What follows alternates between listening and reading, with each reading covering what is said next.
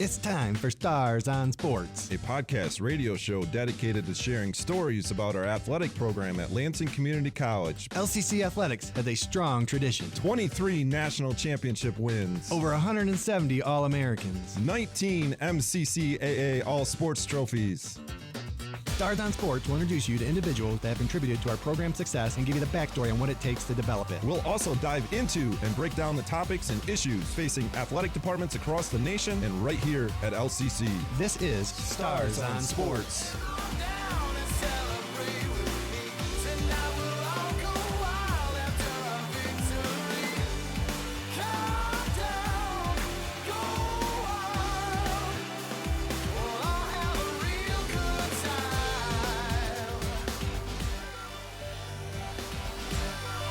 Hello and welcome to another episode of Stars on Sport. I'm joined by our Assistant Athletic Director, Stephen Cutter, and our producer, Daedalian Lowry. And today, gentlemen, we're going to be talking about discipline. I've listened to... There it is. Funny guy. We prepped him. But, right, when most people think of discipline in sport, they think of a negative connotation. But what made me think of it is one of our previous podcasts, you had mentioned that discipline leads to consistency, which leads to success. And I really wanted to hit that harder because I agree. But when people think of discipline, and probably even as a parent or in sports, you think of punishment, you think of sprints, you think of, being late and having to do this, or not playing well and having to do this consequence. And as a parent, you always said, I'm going to discipline my kid. And the interesting thing to me is in athletics, discipline has a big connotation, but when you really break it down, as you did with that statement, is athletes are some of the most disciplined people in the, And everybody that has success in anything True. that they do are some of the most disciplined people. So again, you already took a little air out of the tires, but I mean, you have a strong background in discipline and the other side of it, but do you still, like when you first hear it, have a negative connotation? Or I don't think anymore. I think the negative comes from discipline is about making bad choices, and that's where that comes from. So if you make a bad choice, you're going to be disciplined for it. And I believe that discipline is about making great choices. And it's not about what you say, but it's about what you do. And it truly separates the uncommon from the average. And it's a special thing. So Daedalian, you were going to, when you came in and when we were off mic, and the very first thing you said, today we're going to be talking about discipline. The very first thing that went to my brain, and always does anytime I hear the word, is Pink Floyd's Another Brick in the Wall. I always think of the end, the outro, where he's, you can't have your meat without your pudding and all that. But knowing that I was talking to you guys, then I was able to reshape my mind and think about it in the terms of sticking to a good regimen to make yourself a better athlete, which makes sense. Man, sounds like we prepped him. But how do we get past that first night? I mean, again, Teaching. Yeah. Teaching is where it is, and really defining discipline and what it looks like, and showing examples of that through that process. And the more that you teach that discipline is an extremely positive avenue in your life, the more it gets recognized as a positive thing versus a negative thing. How often does the word discipline come up in your program per se? Or is it just more the process? You have to have communication. You have to be able to have a language, and based off your language, you might not always be using the discipline word, but there are other words that are keyed into that discipline word. But it's constantly teaching that. That's not something that you just hit on one time and then hope everybody remembers. It's like learning how to play the guitar. You're not going to just get one lesson and be amazing at it at that point. You need to have that hammered home time and time again. And I appreciate that, because my point is, I think even as coaches, we don't bring it up in the positive way of the discipline to become a better guitar player is practice and process. We bring it up in the negative connotation as, sprints or a tough practice today. And so I think it, just like Daedalian said, it's changing that mindset. And I think with mental performance and with the emphasis on punishment being a wrong way to go about things, that it can help change how discipline is important. Because, we've talked before, even with Nick Saban saying you don't have a lot of choices if you want to be successful, but because it comes down to discipline. It comes down to doing those things and researching for this podcast, habits, developing habits. Well, that's the other thing I was thinking of. I'm sorry, I didn't mean to interrupt there, good. but that's the other thing I was thinking about. To me, the other word, the other way I think of it is discipline. That means either dropping a bad habit or picking up a good habit. Each one requires discipline, and either one, it's a change, and people do not like change. Yeah. Most people. I shouldn't say that. Some people embrace it. Not me. I'm not a good changer. No, and I don't remember this quote, but I should, because one of my favorites, like, drastic change creates a revolution, slow change creates an evolution, and the key to it is if you try and change something too quickly, everyone like rebels. Where if you work on changing over time, it's like the frog in boiling water, that if just put them in there and then you turn up the temperature, they don't even notice. But and I think good coaches and good teams do that with the discipline of habits to be successful, because we both know habits take time to stick or form or develop.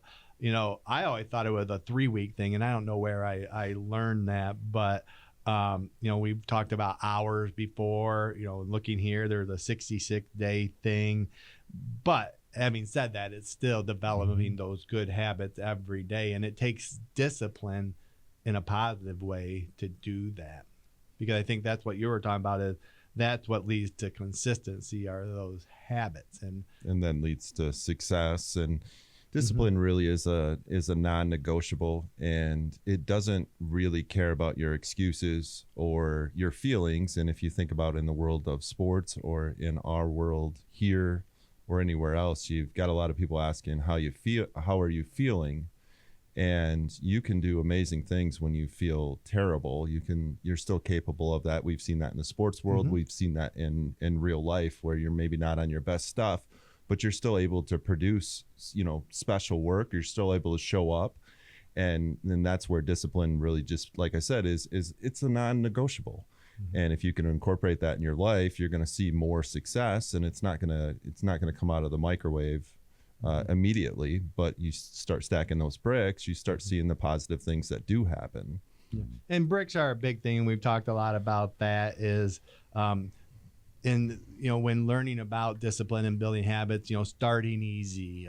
The key was celebrating successes. Those are key things to help keep habits going, because the other interesting thing is, in building habits or trying to get consistency or success, you're going to handle adversity. You're not, like one of the things was, and part of it we want to talk about is morning routines. I'm not a morning person, but when you read of highly successful people, and not everyone gets up at 4 a.m., but many of them do talk about their morning routine. And we talk about making your bed in the morning, about getting something accomplished, stacking a brick, building motivation.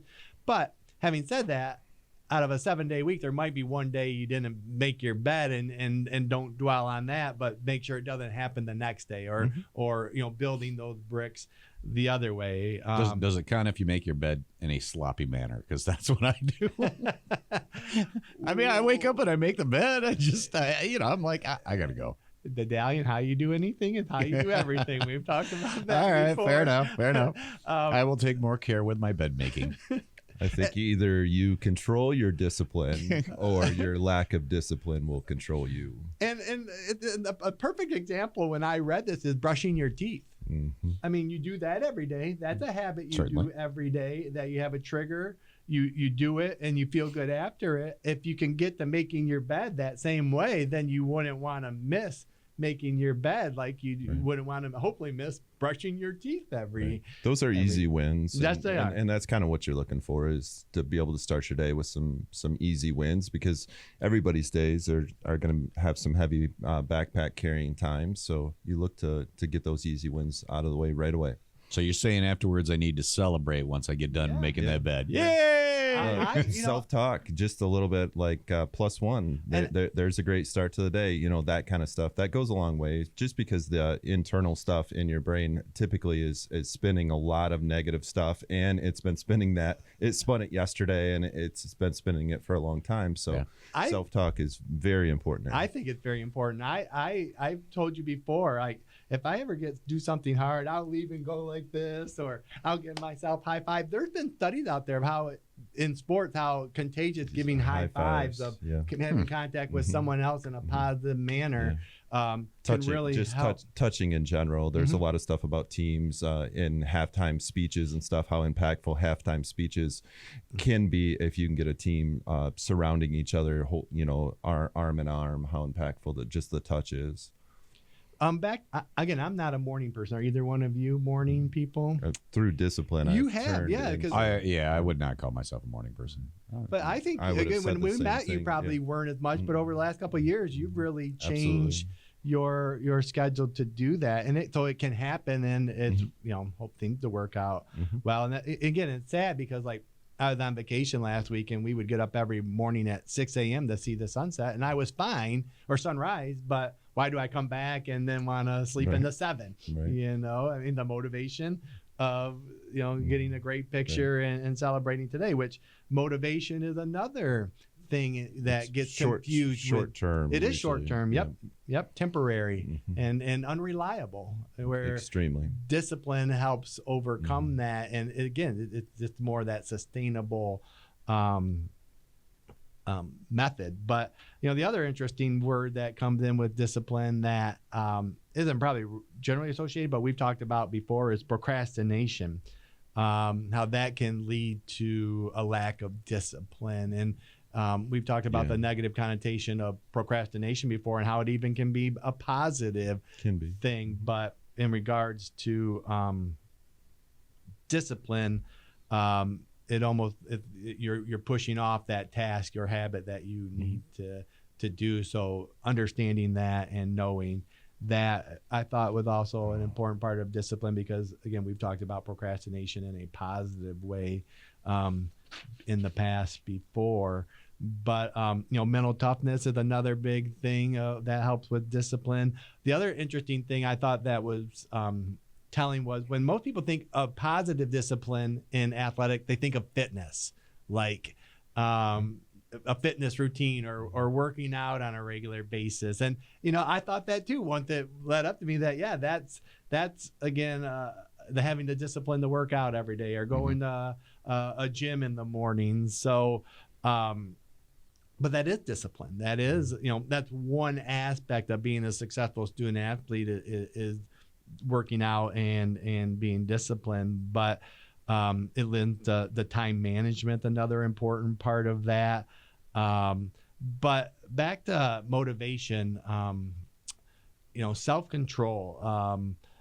There was some interesting stuff on delayed gratification, and I know you just talked about this and how it's moving away, but the problem with discipline sometimes is there isn't that immediate gratification. You just talked about the microwave thing, like making your bed. One day it's great. What do you get rewarded for it? But over time, it becomes your habit, and you do feel good and reward about it. Like one of the things that said there, cold showers, which I do take now from a podcast that we listen to, that I get mad when I don't take one. I get mad that I'm a wimp or something because I chickened out of taking it that day or something. But there's positive thing to it, but it took time to get that. I mean, the first week or two was like, this is stupid, this is crazy, but you get to a point. But it's that delayed gratification also that builds confidence. And delayed gratification in general is what sports are about. You watch people work and work and work until the lights come on, and they can hopefully get some positive stuff out of it. So it definitely applies to athletes, but it applies to everybody in life too. It does. And there was the thing about a marshmallow test where kids had a marshmallow in front of them, and the test was if they waited 15 minutes, they would get 2. And I don't remember the percentage of many ate it right away, but the one that did wait, it showed that they did better academically. They did better with relationships because it was that delayed gratification thing. And I think that, again, back to huge in discipline, because it's one of the reasons I think it has a negative connotation is because it takes time to build it, and you don't have that immediate reward of, running a mile one day, that there's, where running it over time, or even that 1% better. So I think it's a form of respect in a lot of ways, and it shows how much you respect yourself.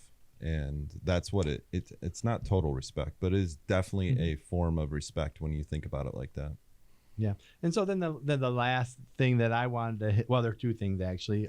Time management is again, something I've shared that I wanted to be more productive and learn to by scheduling things every day. But I think that really helps with discipline too, is when you plan, when you prepare, and eliminate distractions. Even like that morning routine, if you plan for it, or we've talked about doing it the night before, it gives you more control, which gives you more time, which gives you more things to do, which leads to discipline. So I just thought time management was an integral part of discipline. I think the early mornings kind of show the distractions are way less in the early mornings, and it can be as simple as just traffic on the highway. Mm-hmm. It's just different. So you don't when you talk about discipline and eliminating distractions, there's some really low hanging fruit there with just getting up early, because there's less people that are up early and there's less traffic, and so you don't have those distractions of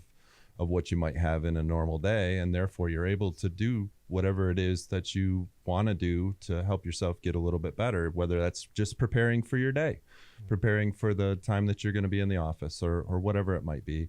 That's stacking bricks, and that's what it looks like. And I think that's a great point, because not discipline wise, but one of the things I always tried to teach my kids and my family and my teams was take the high road. With the load less traveled, that not as many people are on the high road as they are on the low road. It's easy to sit back and chime in or something, but be professional, take the high road. And I think that's the same thing as you mentioned, being a morning person. There are just not as many people that do it. So that opens up the getting things done. And I remember a colleague of mine that after his kids got older and he had more time on his hands, he would go to the office an hour earlier. And that first hour, he got more done than he did, the rest of the day, because of just, no one else was there and there weren't as many distractions. The roads, it's harder for us in Lansing because all the roads are kind of a mess right now. So whether you take the back roads, the high roads, the low roads, whatever, it just takes a lot longer to get anywhere. But I will say that it's a lot more peaceful to drive early in the morning as opposed to the stressful 8 o'clock commute, 7, 8 o'clock. Yeah. Absolutely. Yeah. And that's a plus one right there when you recognize that and you're like, oh, yeah. Yeah. All of a sudden a stressful drive becomes a peaceful drive. Yeah. Mm-hmm. And it is stressful. I mean, and then again, they're working hard, and it's amazing how much work they get done in a week. But even our parking ramp, I mean, you learned. Yeah, I was to say, to that point, Greg, you would have less people to park around, so you'd be all set too. I just go up to a higher floor, and then there's not as many cars. People don't want to walk. So so you circumvent everything and just pretend you can park that way. It's Okay, crazy. I gotcha. I wasn't thinking this, but today even I went up to the 4th floor, and someone took my spot. So I was a little upset because up on the 4th floor, there's usually only 2 cars. So next week's title of the podcast is going to be Entitlement. Or Greg doesn't like change. No. So anyway, I was going to park just across from it and settle, but no, I backed up and parked to my spot, not in between 2 cars, and I backed up into it and actually did a pretty good. I was in between the lines. So I don't have the applause handy. Hold on. Go ahead. There we go. I need that reaffirmation for my discipline. Thank you.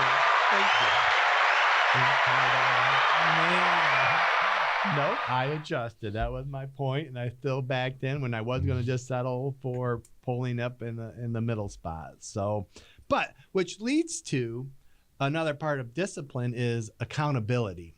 And I've talked about this before, and I believe what helps with discipline too is having others help you. And that's, I think, the best part of athletics and being part of a team is we've seen it even in the negative connotations of sprints of other people cheering for them to try and make a certain time, but even on staying on task. And you two update on me about my parking, and I really wasn't thinking it was Wednesday and parking there today. I was just trying to overcome a challenge, but I truly believe in accountability partners in life, but I also believe it's a big part of discipline too, that it really helps if you have someone holding you accountable, yet also being positive and encouraging you to continue. Like, come on, Daedalian, make your bed tomorrow. Right. Or, a significant other that helps you. So I think that's also an important part of discipline. And not all of us have accountability partners. That's why I think athletics, it helped, because that team format naturally lends into being that. And we know on unsuccessful teams, they're probably not on the page and they're arguing or divided more than working together to help build those habits, build those process, which again leads to consistency, which leads to success, which you talked about earlier about teaching that. But when you put everything aside, having someone help you stay on track, I think, is one of the important tasks of having successful discipline in a positive way. Mm-hmm. So anything else to add? Greg, all right. You said it all, Greg. Well, I say too much most of the time, but that's why I need you two to keep me in line. Discipline. That's what it's all about. Yeah, right. True. In a negative way. So I was on vacation last week. And on that vacation, I didn't try anything big like some of our group did, but I have in the past. But there were duck tacos, octopus tacos.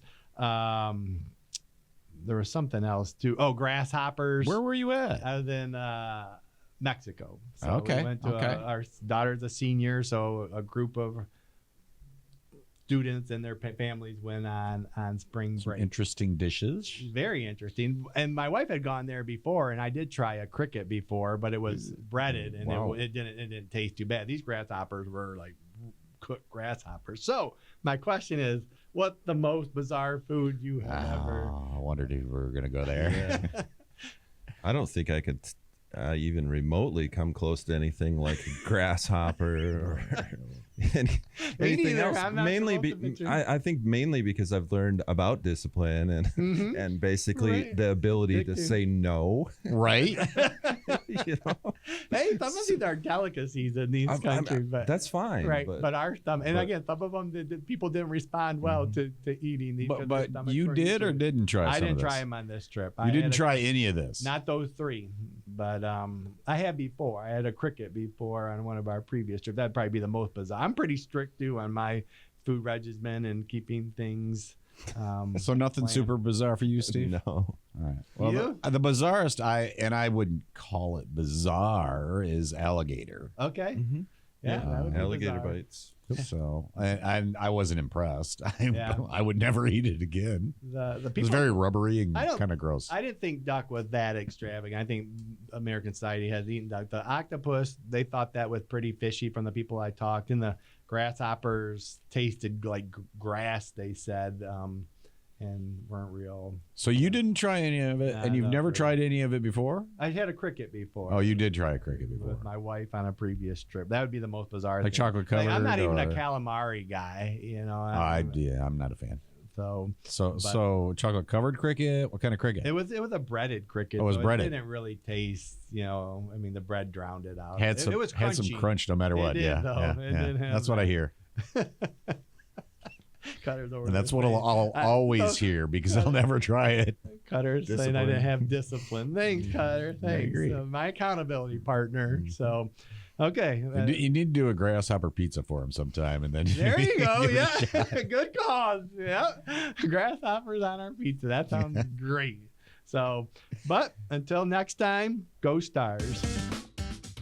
Stars on Sports is recorded live at the WLNZ studios. Engineering and production assistance are provided by Daedalian Lowry. You can listen to this episode and other episodes of Stars on Sports on demand at lccconnect.org. To find more information about our athletic program, visit lccstars.com. Thanks for listening. Go Stars!